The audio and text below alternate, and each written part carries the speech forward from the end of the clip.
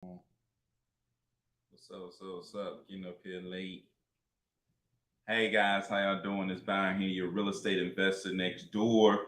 Wanted to come to you guys and kind of break down what's the best markets for wholesaling 2022, or how to determine what's the best markets for wholesaling in any time. What I'll do is go through and talk about how I go about picking markets, and the different things that I consider when going into markets. I'm just going to break down the most effective ways to go about finding the best markets for wholesaling. If you're in the live right now, I'm going to go through and talk about this, and then I'll go back and answer any questions y'all have. So if you got questions, just leave them right there in the comments. If you're on YouTube, what's up, cuz? What's up, B? If you're on YouTube or Facebook or anywhere like that, just leave it in the comments. I'll come back and answer your questions. But I'll talk about what I think is the best markets for wholesaling. Then I'll come and I'll answer any questions y'all got in the comments. And I'm also going to answer some questions that people left just in general, like when they send me messages on IG or Facebook or anywhere on YouTube, stuff like that. So the best markets for wholesaling and how to determine what's the best markets for wholesaling is, first, you want to look at your market, right? The market that you know. That means, where do you live in the market that you know, right? And you look around and see, and what I look around and look for is the market I'm in close to a metro area? Is it close to a larger city? If a city like Atlanta, or, is it close around any big city like New York or Chicago, LA? Is it close around any of those big cities, right? Not necessarily inside those big cities, but around those big cities, right? It's the outskirts that I look for, right? And mainly in places where the population don't go over 200,000 inside of that county. That's why I like to look for, especially for beginners, right? Those places are going to be, one, less competitive, right? You're going to have, two, probably be more single family homes in those places. And it just allows you, especially if you live in that place, you understand the area, right? And then once I find a place that's population is less than 200,000, but more than 100,000 for that county. Once I find that place, then I'm looking for an interstate.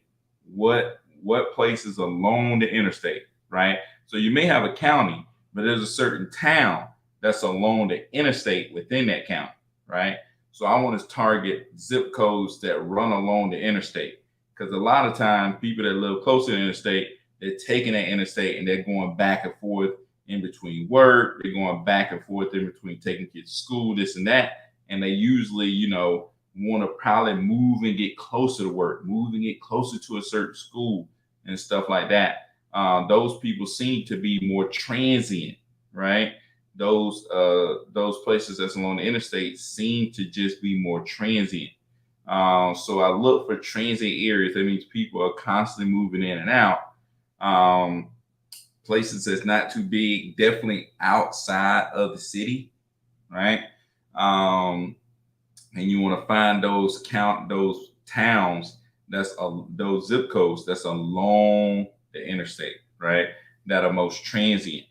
And then after I see all that, that's when I start beginning to look, okay, where are the buyers buying, right? I'll go to propstream.com, and PropStream is $100 a month, but you could sign up with my code below in the description on YouTube, and get like 7-day free trial. You can go in there and just do 7 days, cancel that mug, before the 7 days up. But go in there and do your 7 days and look at those zip codes and see, okay, you will search that zip code and then go to the filters and filter out cash buyers, right? That means how many properties have been purchased with cash in this area. You can just do in general. If you want to get specific, You can go down and search and filter out between certain dates, like in this calendar year, how many, properties have been bought with cash. And you can see, okay, this zip code got, 1,000 properties bought cash. Oh, this zip code got 5,000 bought with cash. This zip code got 8,000 bought with cash, so you'll be able to see, oh, that zip code is hot. There's a lot of cash sales happening in that zip code. So that's what you want to see when you're in prop screen. You look for those cash buyers, and you'll see those zip codes where people are being really active with cash. That's how you know buyers are in those areas, right? And they're buying a lot, and people obviously selling a lot.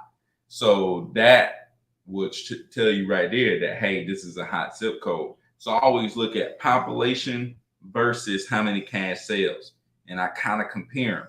Okay, that population is low, but dang, they got a lot of cash sales. I may want to target them, because even though it's a low population, a lower population, those cash sales are strong, like they're high. There's a lot of people selling. So that's why I kind of look at it, and that's what I kind of do. And then the other thing I begin to do, once I see there's a lot of cash sales in the area, I start looking at the buyers, right? The first thing I want to do is begin to call agents, talk to agents like, hey, do you know anybody that work with cash buyers? Do you work with cash buyers? And there's three type of buyers that I'm searching for. I'm searching for flippers. That means these are regular people that flipping, they flipping property, they got cash, or they got able to get their hands on things that act as cash. Landlord buyers, people that's buying for the long haul. And then I want to have hedge fund buyers, right? These is big companies that's buying properties with cash. They got millions of dollars to be buying properties, right? I want all three buyers in that area, right? I want to be able to search all three buyers in that area.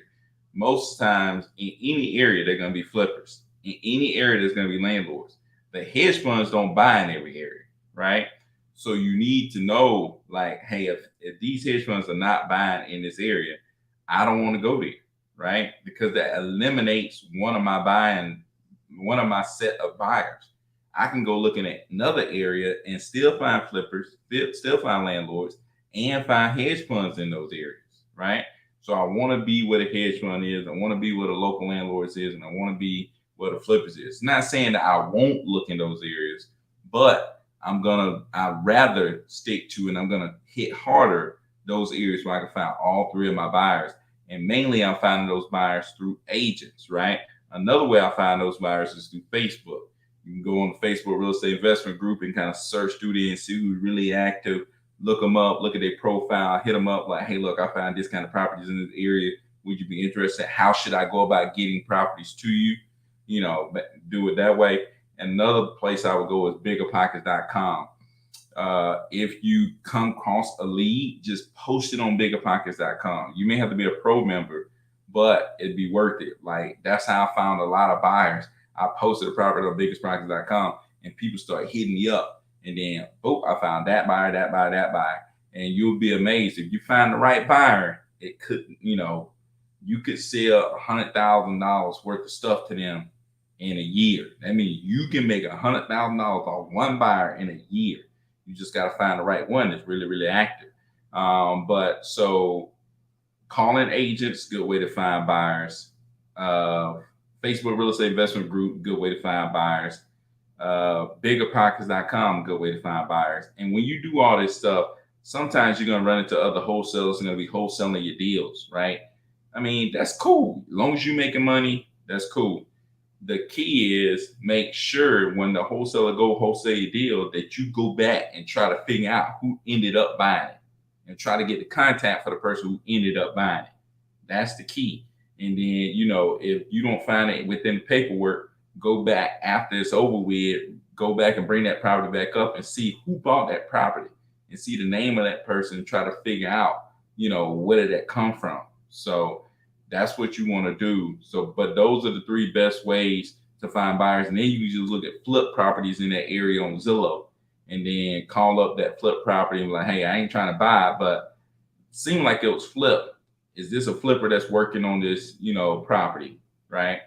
That's how you can find a flipper. That's a, you know, and then you can find a landlord the same way. Go on Zillow, see properties for rent, call them up. Oh, you're a local landlord. I find this kind of properties. Would you be interested in any?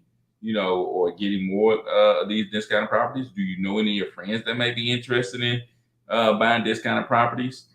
That's a good way. Another good way to find buyers is going to the county tax sales or property auctions. They usually hold them on the first Tuesday of every month, right? That's another good way to find buyers. In these hedge funds, the best way to find them is calling them agents up, man. Getting on the phone with agents, because most times an agent is going to be dealing with a lot of these hedge funds. So just call these agents up and talk to them, talk to them, talk to them. The main thing is building relationships with all these people I just told you to talk to. Build relationships with all of them, and that's going to really help you, right? So that's how it go. And finding these buyers is going to determine what area I'm going to target. Okay, if I find all three types of buyers in a certain area, I'm blitzing that area, right? If I find one type of buyer in the area, yeah, I hit it up, you know, to see what I can get. But once you get the buyers, figure out their criteria, then you're going to search their criteria. Then you're going to be able to know, okay, I'm going to search for this specific type of property in this specific area. I'm bringing it to them, and they're going to, you know, and then you get it sold. So that's how I would go about finding my target area in 2020 or anytime. You know, that's the best way to figure out how to target or know what area to target, right? If you got any more questions about that, make sure you hit me up on IG. Make sure you know, follow me on YouTube. You can go check out all of my videos on YouTube. Same thing. We got hundreds of videos on YouTube. We got videos on IG. We got videos on TikTok. So go check me out if you want to learn more about that. But anyways, at this time, I'm going to go ahead and answer some questions that people left in the comments. So somebody said, I'm fearful on what to say, how to talk to these people, not knowing the right thing to say or how to talk. The key is, man, like, you know, if you go check me out, even if you check my stuff out now, it's like, I don't know how to talk. You know, I really don't know how to talk to people. The key is just talking to people, right? Like the first person I talked to, I didn't know what I was doing. I didn't know what I was saying. I didn't know how to do it, you know. But as you continue to just do it, right, that you just get better by doing. You get better by doing, period, right? You get better by doing. So the more you do it, the more you just talk to people, the more you just try to talk to a seller, because it's like, okay, let's say I talk to the seller, and let's say I say the wrong thing, and let's say I don't get the deal. The only thing I learn how to what not to do and how to talk to sellers better. So that's you're learning, you're practicing. Go out there and mess it up, right? Because I mean, to be honest with you, man, like I messed up a lot of deals at the beginning. I messed it up. Like I messed up a lot of them. A lot of them I was getting under contract, couldn't sell. A lot of them I was getting under contract, I could sell, didn't know what I was doing. Some of them, like I was talking to them and I didn't even know how to say, you know, hey, I'm trying to get in a contract. What I didn't know what to do. You know what I'm saying? But the more you just talk to people, even though you're screwing it up, it doesn't matter. Go out there and screw it up. You know, it's like a kid trying to ride a bike. You got to get on that mug and fall a couple of times. You know what I'm saying? It's like you got to get out there and fall a couple of times before you can figure out how to balance and how to get the pedaling just right. You know what I'm saying? It's like you got to get out there and you got to fall. You got to get out there and fail. You can't be scared to fail, man. Like you just go out there and, you know, and take the risk of failing.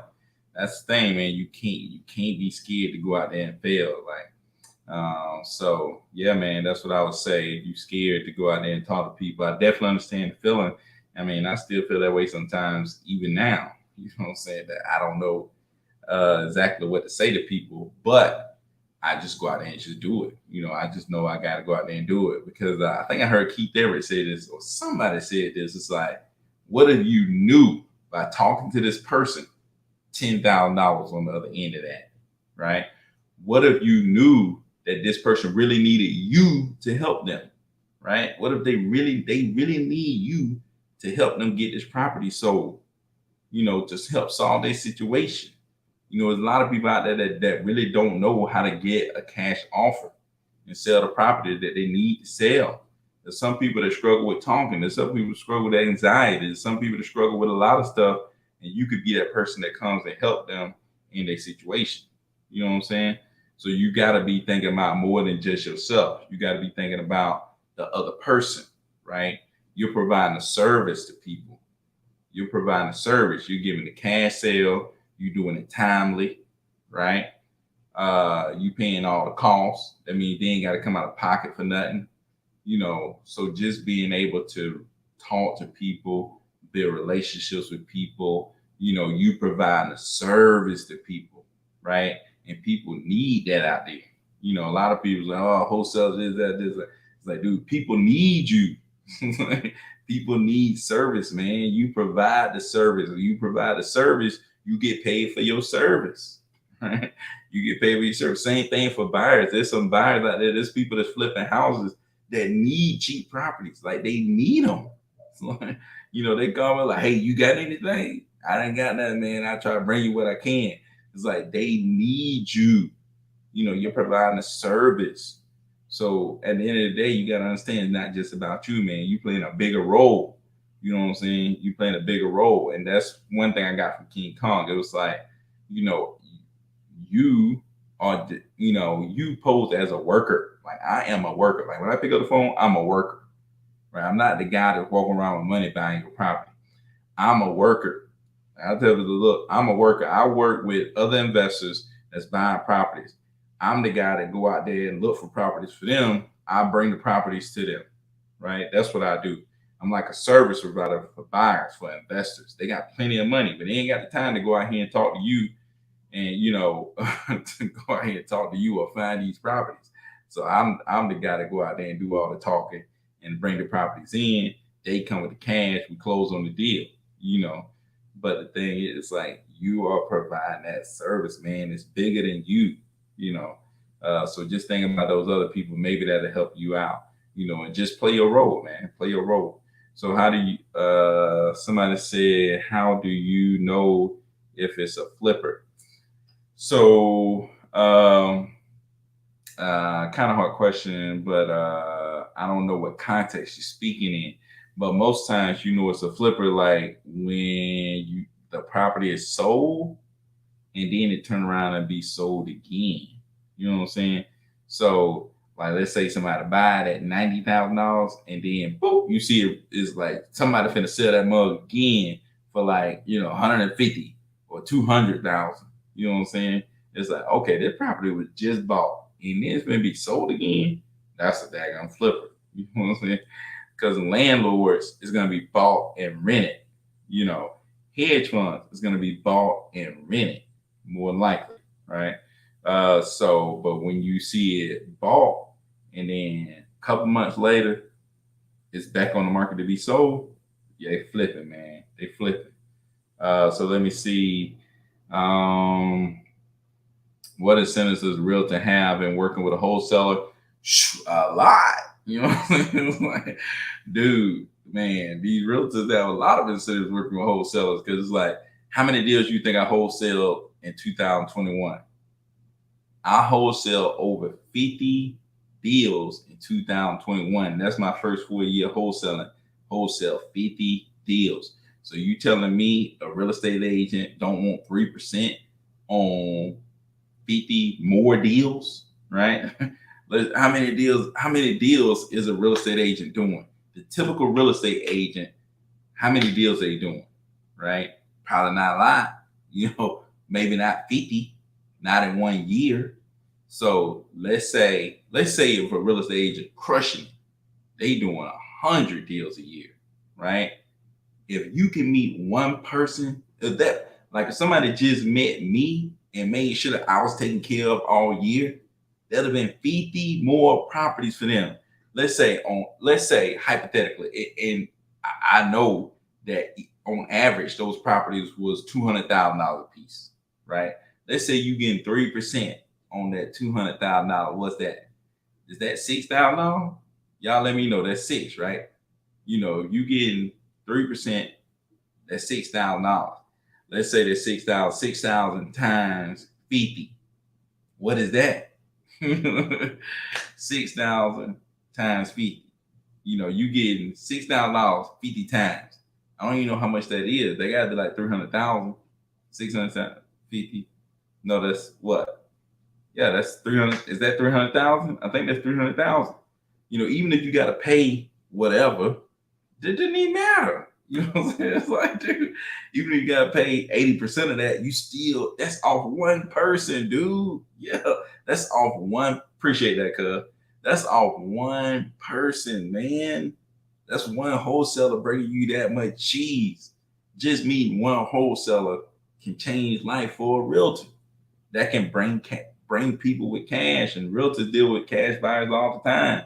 They can find them, you know. So that's the thing, man. It's like, you know, that's the value that you can bring to realtors. Realtors can do more deals with you, and they can get the commissions, and then bam, bam, bam, they balling off of wholesalers, you know, and dealing with buyers, dealing with wholesalers and cash buyers. These realtors are balling out there, man. You know, and they making money. You know, I ain't mad at them. What's up, JB? Came through this thing. But yeah, that was a good question. So are you gonna post this on YouTube? Yeah, it's live on YouTube right now, man. It's gonna post on YouTube, so you can go back and check it out. Man, just going through, trying to answer any questions that I had coming through this thing. Let me go back down. Check in. What's up, man? Man, you made it sound so easy. You crazy, man. That's the thing, man. It's not easy. That's for sure. It's definitely not easy, man. The process is easy, right? The process is easy. It's not easy to get on the phone with, you know, real estate agents and continue to call the next one, the next one, the next one, the next one to try to find these cash buyers. That's the part that's not easy. I can say, oh, just get on the phone with the agent, call them up, see if they work cash buyers. Yeah, easy to say, but you gotta do it, man. Like a lot of stuff easy to say, but you gotta get out there and do it. That's just like, you know, I'm trying to get in shape. It's easy to say, man, eat good food, go work out. Easy. Two things. All you gotta do is two things. Eat good food, work out. Easy. If you want to break it down, you probably can just eat good food. Ain't gotta worry about working out, and you're gonna be in good shape. Can you do it?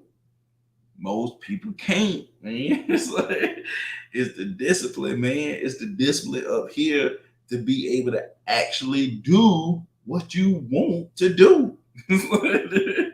Most people ain't got the discipline to do what they even want to do. Like, I want to do this and I still can't do it. Why not? I ain't got the discipline to do what I actually want to do. It's the craziest thing, man. But the people who will actually do what they want to do will get the results that they want. You're not going to get the results when you ain't doing what you supposed to do. You know this work, but you're not doing it. That's the thing. Like, I was watching videos. I watched Flipman video. He know it worked. You know, I'm looking at it. He giving all the proof. It's like, dang, this works. But who will do it? Like, it's 10,000. How many people watch Flipman video? 100,000 people watch that video, right? 100,000 people watch the video. How many people actually fell through and did exactly what they showed on the video? Yeah, he made it sound easy. I was foolish enough to say, okay, I'm gonna do step for step what this man talking about, and we gonna see what happens. You know what I'm saying? I'm gonna do step for step what this man talking about, and we just gonna see what happens. And I was just foolish enough to go out there and just do it and just stay at it. Stay at it day after day. That's the thing, man. That's what separate people, man. What separate people is the people that actually do it. There's people who talking, there's people who watching, there's people who doing. And some people who out here watching stuff happen. There's people who out there talking about stuff. and the people out here doing stuff. And the people that doing stuff is the people walking home with the bag, man. You got to be out here just doing stuff, man. And that's my thing. It's like I didn't know what I was doing, but I knew I was doing something. And a lot of people come to me like, man, you know this, you know that, dude. I don't know that much. Only thing I know is I'm out there doing stuff. That's the only thing I know, man. I know I'm out there doing stuff. I know I'm talking to people every day about selling their property. I know I'm out here trying to find people who buying property every day. It's like I'm just doing, man. I don't know everything. I'm just doing. And when you do, you ask so many questions. I have to do. I'll be asking people questions. I'll be asking questions. I'll be like, man, I know I'm asking questions, but I really don't know. Like I'm trying to figure it out. I just want to make sure. So I ask questions. But yeah, man, that's what you got to do, man. You just got to get out there and just go. So who paid the realtor? You or the buyer? Now, pays the realtor. At least on most, yeah, buyer pays realtors on these transactions. You may mess around getting in a situation. I had a situation one time where I had to pay the realtor, but I still had created a gap where it didn't matter. I could pay the realtor and I still was gonna walk away with money. You know what I'm saying? But the thing is, I really didn't have to worry about that because the buyer was the one bringing all the money. The buyer was bringing all the money, so it was like, okay, at the end of the day, the buyer paying for the realtor. At the end of the day, ain't no money still ain't coming out of my pocket. Yeah, I'm receiving less, right? But I'm not like having to bring money to the table to pay for a realtor, right? So yeah, man. But yeah, so I know I got on this thing on a late tip, man. I had to get the kids to bed. But yeah, man, had to get the kids to bed and got up here on the late tip, man, doing my live, trying to do stuff a little different, man. Uh, Getting on these live and getting some stuff knocked out, putting some content out here for y'all, man. Actually trying to format the content where it's like actually something that you can follow. You know what I'm saying? Where it's like, okay, I'm focused on the target area on this day. I do this, video on this day. I'm actually trying to plan stuff out, especially as I start like, teaching is gonna going out of the window. And as I begin to try to bring y'all more content, try to schedule the content better, plan it out better and stuff like that. But what's up, Cass? What's up, man? Yeah, man. But man, I appreciate all y'all coming through. If you got any last questions, man, let me know. I'm finna jump off this thing. Oh man, I'm finna jump off this thing here in a little bit. If y'all ain't got questions, man, I'm gonna jump off this thing because it is late, and I do gotta get up in the morning and get after it, man. Still gonna run through that 9 to 5, man. Until June 1st. June 1st, my last day. Gonna have to hang it up, man. Gonna have to hang it up. But yeah, man, y'all got any questions? Y'all go ahead and drop it down. You got questions, leave it in the comments, man. I appreciate everybody that come through. If you want to get started wholesaling, man, I will always tell you, hey, look, go out there and start talking to people. Go check out my videos. The first step I really took was buying prop screens. So I put the prop screen link in all of my YouTube videos. And then next thing I did was start texting people. I would advise you to use Lead Sherpa. Not Lead Sherpa, but Launch Control to text people. I use Lead Sherpa to skip trace. So I'm going to prop screen searching properties. I'm using Launch Control to text people. My Launch Control code is in the YouTube description below too. So you can go check that stuff out, man. Let me know if you rocking with me, man. I always try to hook you up with stuff. Like if people are, using my prop screen link, or people are using my Launch Control link, I'm always hooking them up with some extra perks, man. So I try to hook my people up, man. That's actually following me. It's like, dude, if you're gonna follow what I say, I'm gonna try to hook you up. I'm trying to help you out as much as I can. So what's your favorite virtual market right now? Woo, my favorite virtual market. I would say my favorite virtual market would be, I know my guy gonna kill me for this, man, but I like I don't know, man. I mean, I like shoot. It's hard to say. It's a mix between. I'm either gonna go North Carolina, just North Carolina. Like, dude, North Carolina is a good place to go. A lot of deals over there to be had in North Carolina. The Charlotte area, good.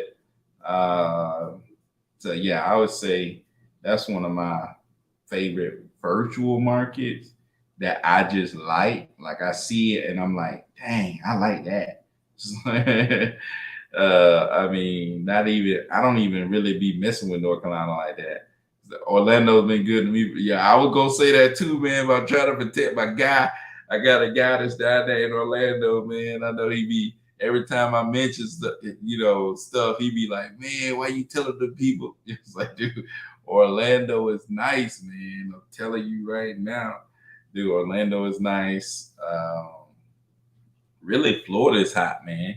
I would say the two hottest states, North Carolina and Florida. I would say just states in general, like where you can go to different spots in the state and still be good. You know what I'm saying? So those two states, I would say, are the best ones. I would say. So let me see. Had a couple more questions here. Uh, so power to make the transition power to making the transition. Oh, appreciate that, man. Yeah, making that transition. Yeah, making that transition to full time real estate investment is big. Woman of Steel, what's up? Making that full time transition is big, man. It's just crazy, man. People's like, oh, you gonna stop teaching? Oh, you gonna teach somewhere else? Like, no, man, I'm not teaching anywhere else. It's like, why you want to teach over here? It's like, dude, I cannot. It takes too much of my time. Like my time, like I just cannot spend my time in sitting in a classroom all day. It's like I just cannot spend my time doing that. I mean, for what, 70,000 miles, spend a whole year sitting in the classroom, taking all my days up. I just cannot do that, man. Like, I can make that in a month, 2 months at least. You know what I'm saying? It's like you can make that in 2 months, and that you know, I'm just saying, man, at least if I can do it right now, I'm gonna do it right now. And my kids are little, man. I can spend time with my kids, spend time with my wife, and, enjoy it while I can. Let's say, God forbid I can't make this money no more. If I have to go back to teaching, I'd rather go back to teaching later on than right now. It's like I'd rather spend time with my kids while they're little, because if I work the next, 20 years, my kids, all of them gonna be old. They ain't gonna want to be around me no more. I'm gonna be old. It's like, nah, I'd